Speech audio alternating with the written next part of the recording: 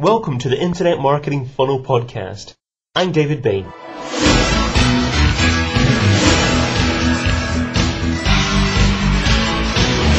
Hi, and welcome to another edition of the podcast brought to you by InternetMarketingFunnel.com.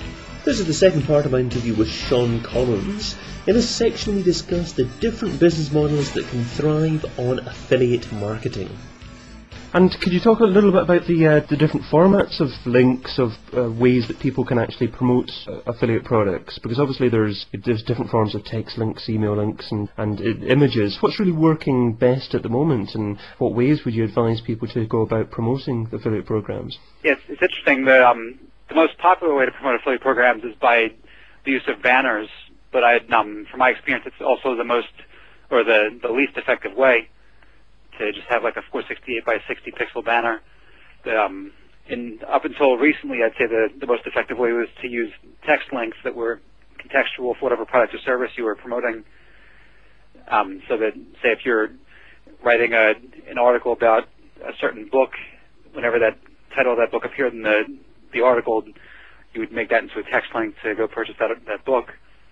But as things have evolved, some other ways that are become a lot more lucrative have been to do things like pay-per-click arbitrage, which has been sort of in the spotlight recently with Google, where they're looking to clean out a lot of people that are doing that, where basically you buy traffic in one location from a pay-per-click search engine and send it to another location and just try to make a profit off of the traffic you're buying.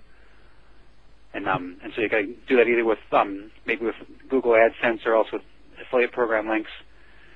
And then also and that's sort of a short-term bid to try to make some money.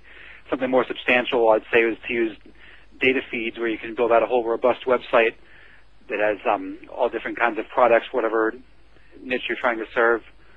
And so you can have maybe a comparison shopping site or some kind of site that reviews different products and services. And I'd say if I was starting something right now and I had the technical ability, I would go with a data feed site. But the affiliates come in so many different forms. People that write blogs or have email lists, or one thing now that a lot of people are branching into and trying to figure out is video and how they can effectively make money off of that. And just out of interest, would you say that arbitrage has a future as a business model? I guess it's tough to say because I'm reading a lot in the last few days that Google's cracking down, at least in the U.S., and they're going to be kicking out people as of June 1st that are doing arbitrage. And it's hard to say how far-reaching that'll be, or if it's just going to be people that are just doing it to a certain extent. I think the biggest problem there that they don't like is when people are doing it for what's known as an MFA, or a made-for-AdSense site, where they just create a website that's strictly there for the purpose of making people click on ads, and it's just sort of a bunch of junk, like either stolen content or just junk content that's heavy in keywords just to try to rank well in the search engines, or else they use that just to send traffic to it through AdSense because it's ranking well for those keywords. Mm-hmm. But it's I guess it's sort of the equivalent of just sort of junk mail, where Google doesn't want to really be the middleman for this traffic that's not really qualified and it's not really a very good customer experience. They want to have the best results possible. Right. So I think, but the tricky thing there too is that with these made-for-AdSense sites, there are some that are actually quality sites, but then some are just total garbage cans. Mm-hmm. I see a lot of it with my own blog. A lot of people scrape the headlines in the first paragraph or two, and they use that for content to rank well for affiliate marketing terms. And it's frustrating to see those show up in the search engines. Right. I remember in the last year or so, Google introduced some kind of different algorithm into its the way it calculated its relevant for AdWords pages, the way pages that AdWords actually landed on, the alleged quality of the landing page obviously was taken into effect there. Have you seen that change in formula have a major impact in affiliate marketing at all? Yeah, I think it has an impact on some people. The way that I do it myself is that I don't try to write anything to try to game the system in any way. I write naturally, so when I promote things through AdWords, I'm promoting real copy, real content on my sites, and there's nothing tricky there. So with either just driving traffic from AdWords or if I'm using just try to rank well with SEO. I don't try to use any kind of formulas or anything. I try to write it in natural language, and if I'm writing about a certain topic, just automatically it's usually pretty keyword rich.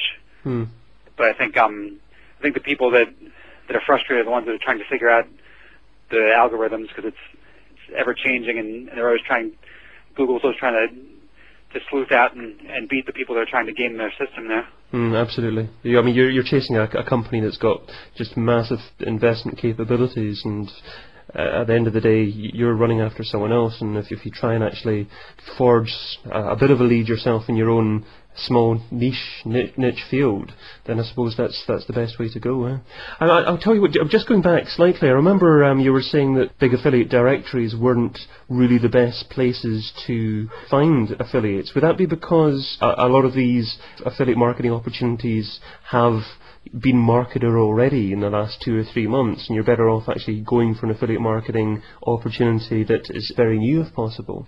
Well, the problem I saw was there are a couple different things. At some point, a lot of the directories started becoming just clearinghouses for whoever's running it. It would be their 2-tier affiliate links, and they would just feature affiliate programs that had 2 tiers. And also the other ones, I was finding that almost every affiliate directory was just in total disrepair. It hadn't been updated in quite a while. So they just sort of ceased being really live, relevant tools to find affiliate programs. Right. They're either very, very slanted towards what was going to benefit the person running it, or else they were just out of date. Right. And would you recommend something like ClickBank to anyone starting off? I guess it depends on what their focus is going to be. I generally, it's so heavy there on digital products and particularly ebooks, and I've never really promoted that area of things, so I'm not really a big user of ClickBank. I've been a member there, I guess, since the late 90s, but I've never really had a lot of activity with it. I focus more on just on retailers that are selling physical goods instead of the ebooks. That's the end of this podcast, but you can subscribe to updates which tell you as soon as another episode's published at internetmarketingfunnel.com/podcast.